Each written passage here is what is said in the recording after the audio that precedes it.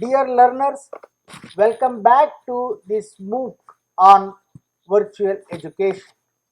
In this session, we will discuss about some of the e-assessment tools that can be effectively used in student evaluation.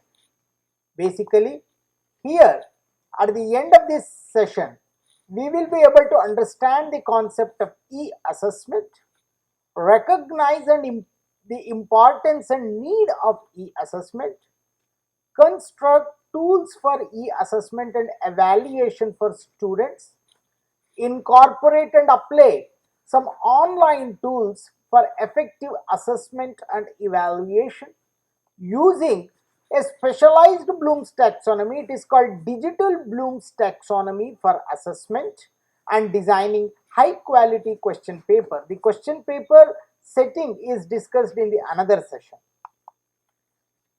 As you know, the system in which the quality of a student's work is judged by the various pieces of work done during the course and not by one in the final examination. That is called continuous assessment.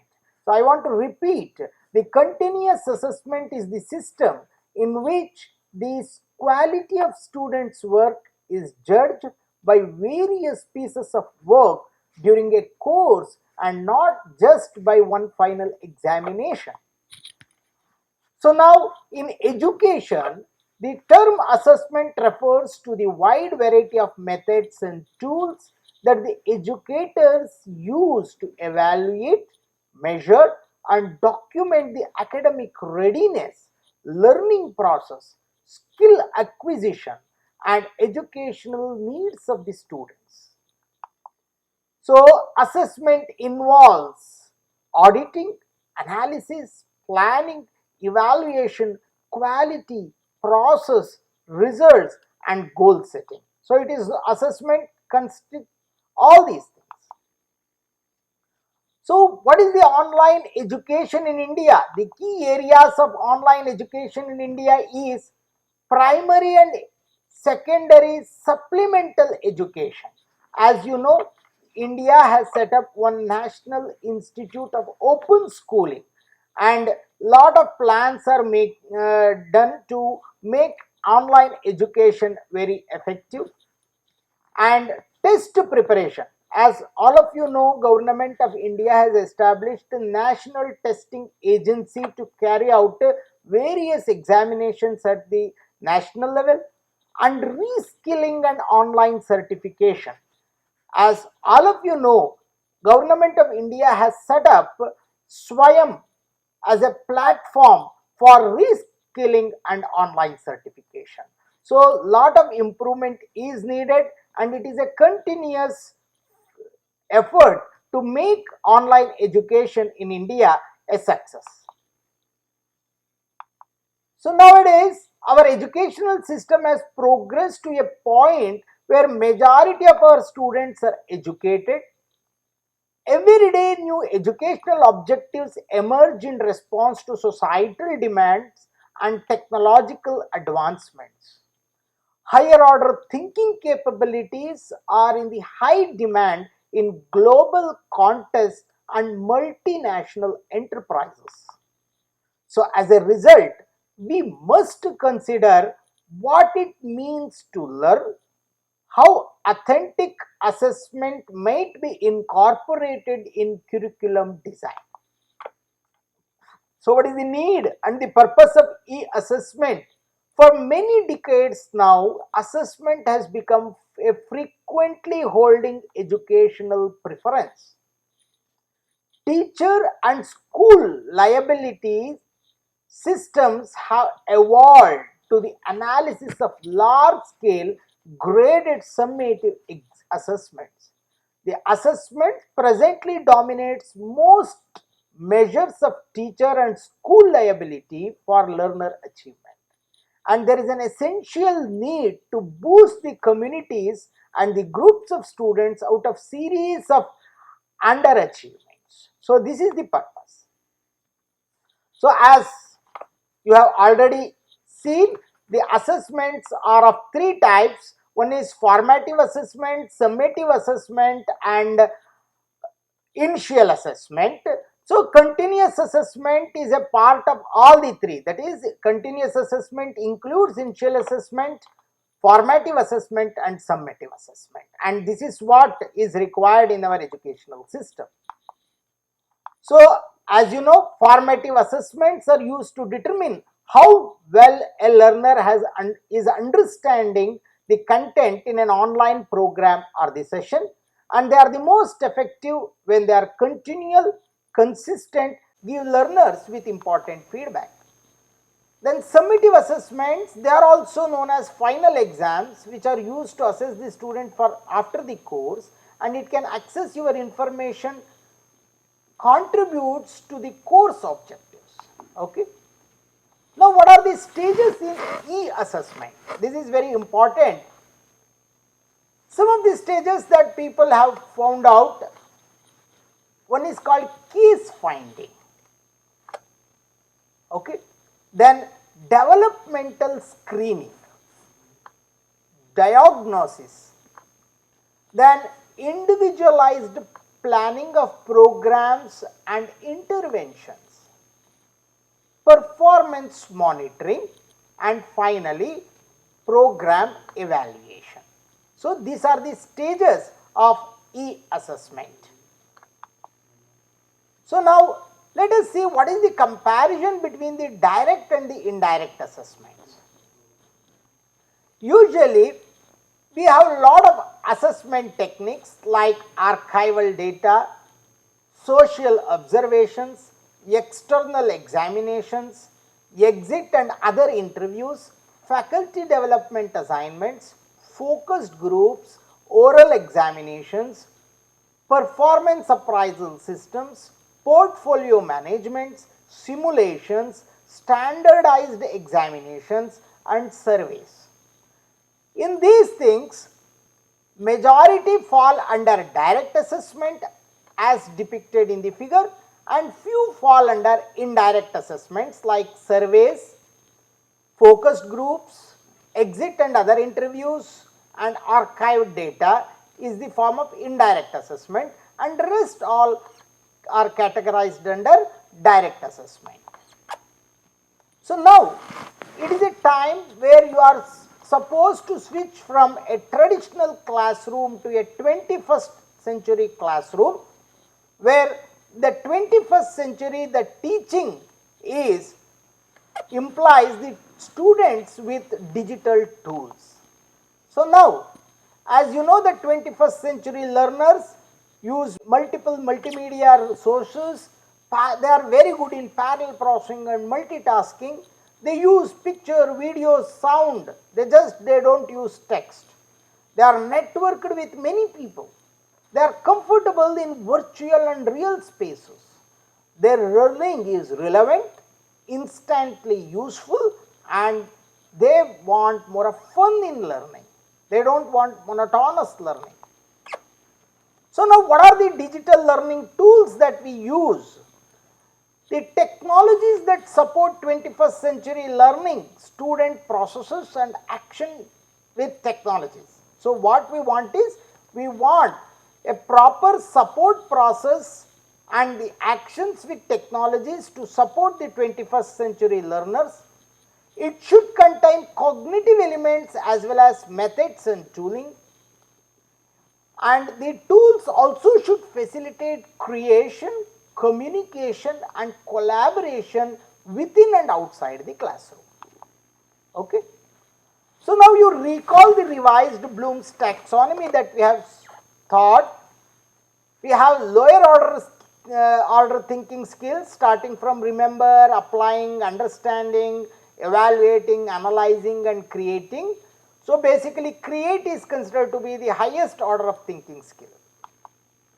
So now we have a map, a new revised Bloom's taxonomy called digital Bloom's taxonomy.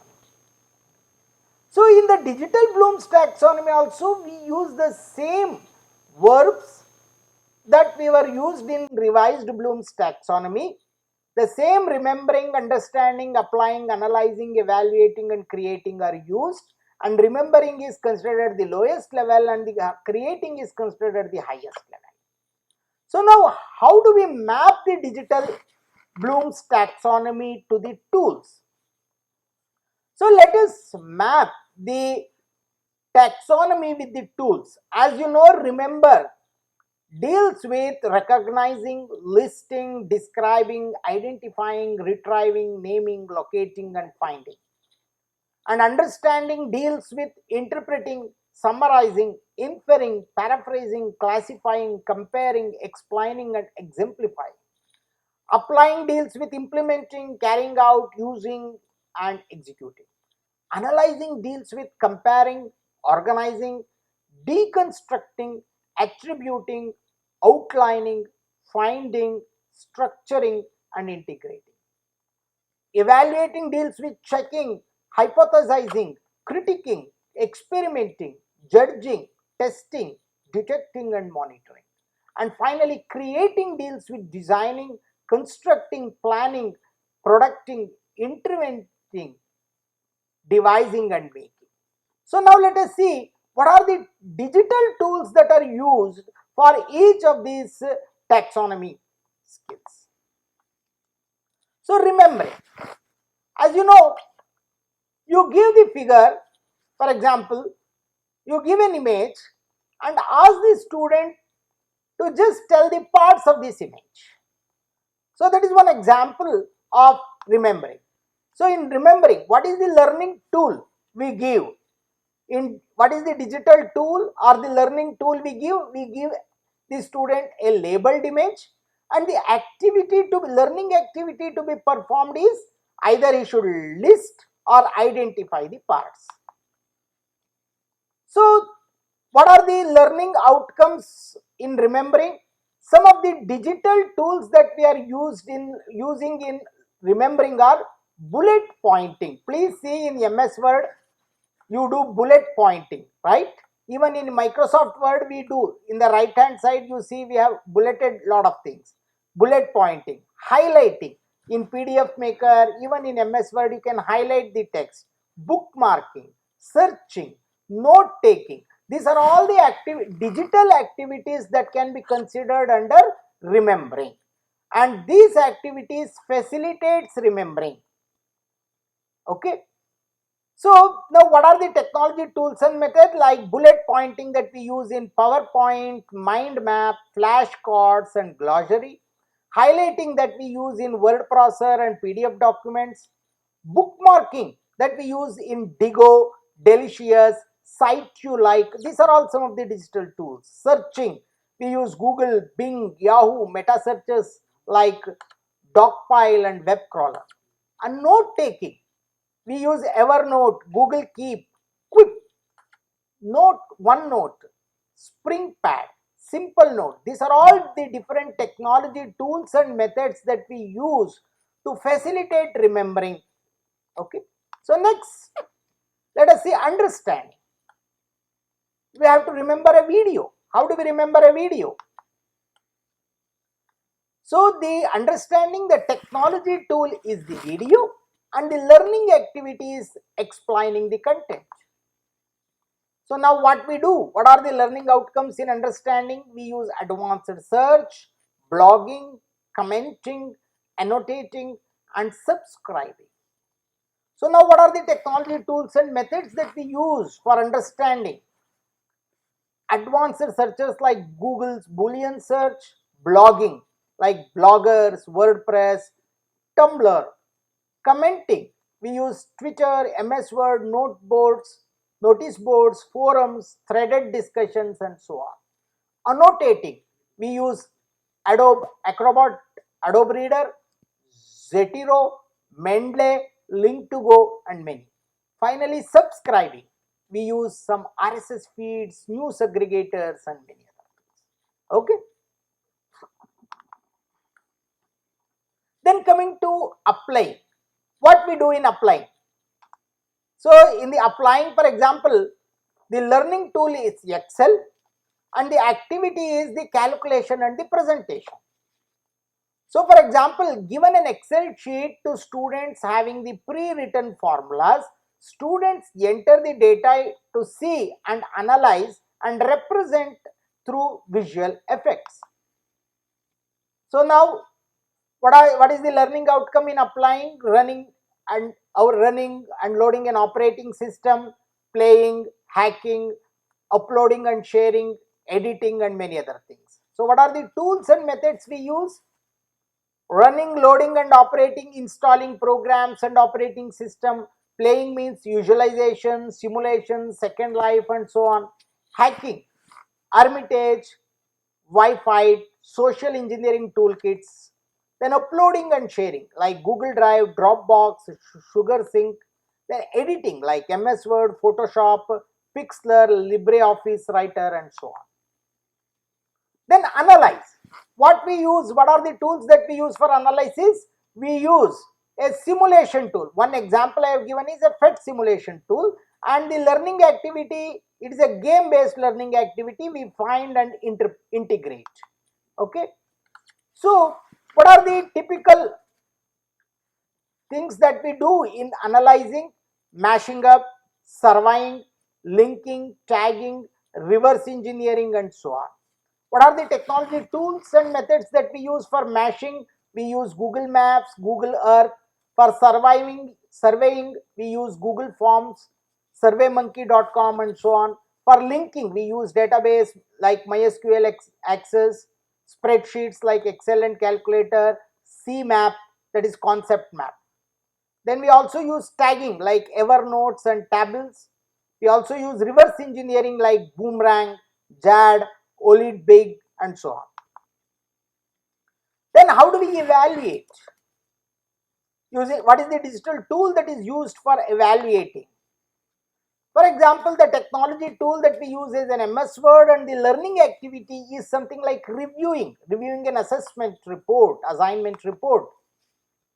So for evaluating, what we use commenting, reviewing, posting, moderating, networking, refactoring, testing. These are all the things that can be used. So what are the tools that we use for all these things? For commenting and posting, we use Blogspot, Facebook, Moodle Forum. For reviewing, we use MS Word, Review Board, Collaborator. For moderating, we may use Moodle Forum. For networking, we may use email list, LinkedIn, Facebook. For refactoring, we may use Eclipse, Sharp Develop, Code Rush, Express. And for testing, we may use Wireshark, Snort, Metasploit, and so on. Then how do we do create?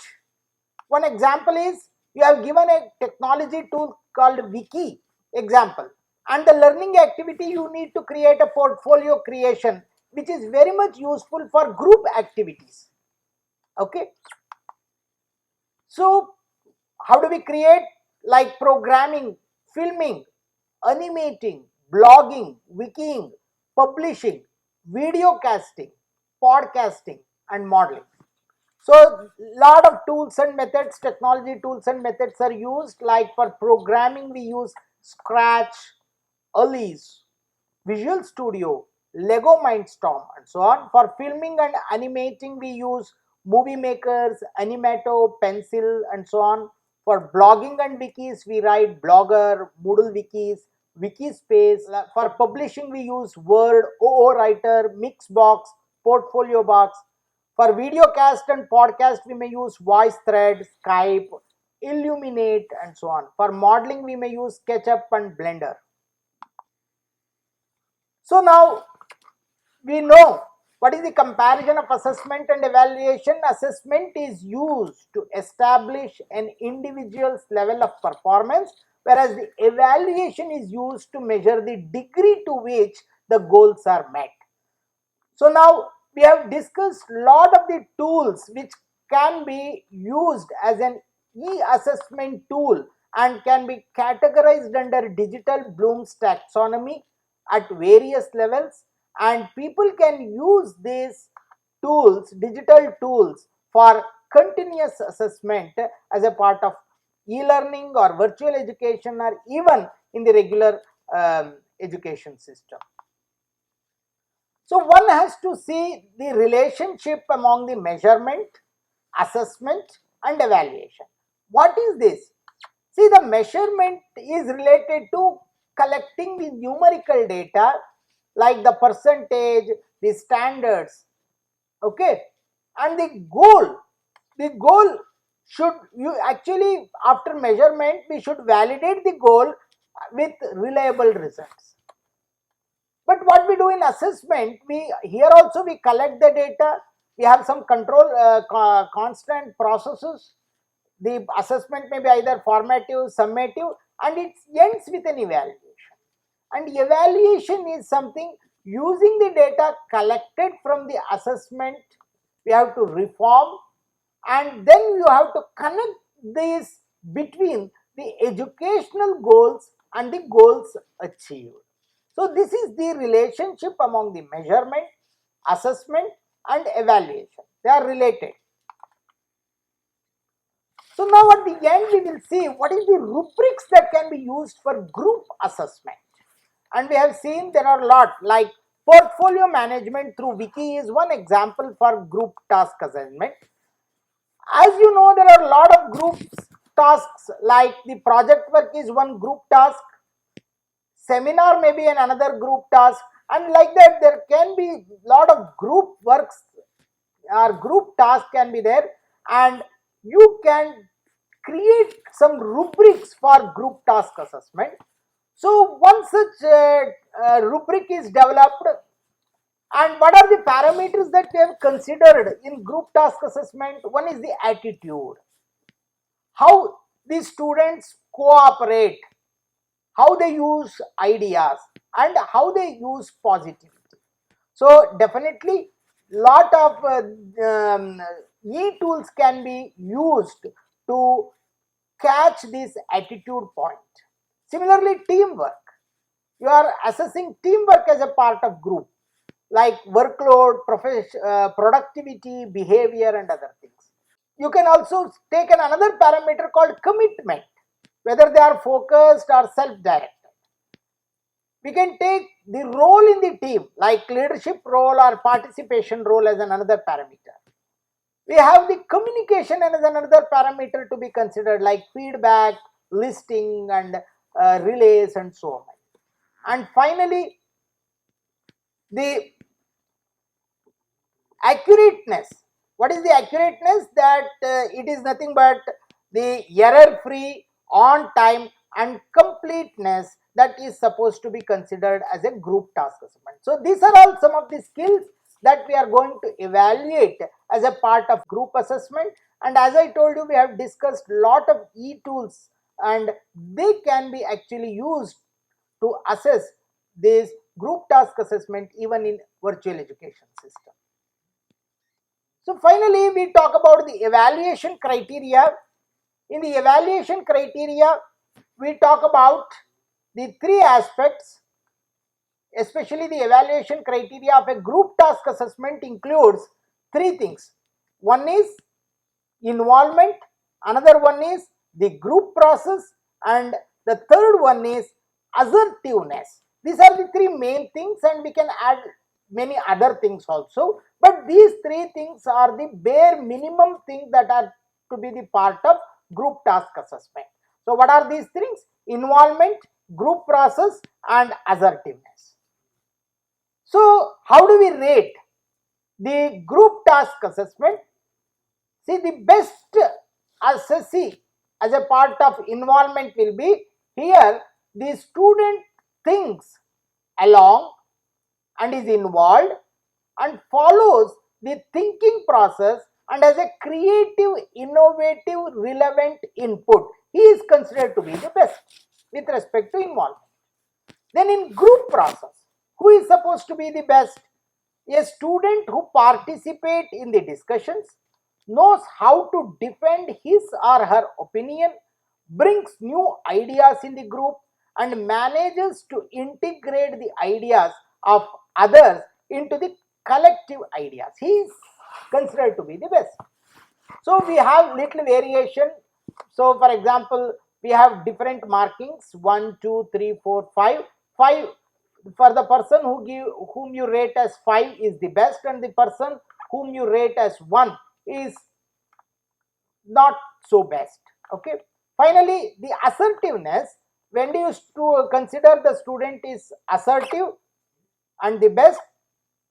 The student has a healthy, critical, constructive attitude, raises relevant problems, dares to express and defend his or her opinion, and is able to compliment other group members when justified. So, he is considered to be an assertive. So these are the minimum parameters I am trying to discuss as a part of this session. We can actually add few more evaluation criteria, but these are the minimum when you are considering the group task assessment. So with this, as you know, nothing is likely to drive student learning more than method of assessment. At the same time, assessment methods are rapidly changing and likely to continue to change. Continuous assessment in terms of skills, developmental needs are to be ongoing and continuous as well as summative. And there is an increasing range of digitally based tools that we have discussed that can enrich the quality and range of standard student assignment, and therefore the choice of assessment methods and their relevance to other components are vital elements for any effective learning environments. Thank you.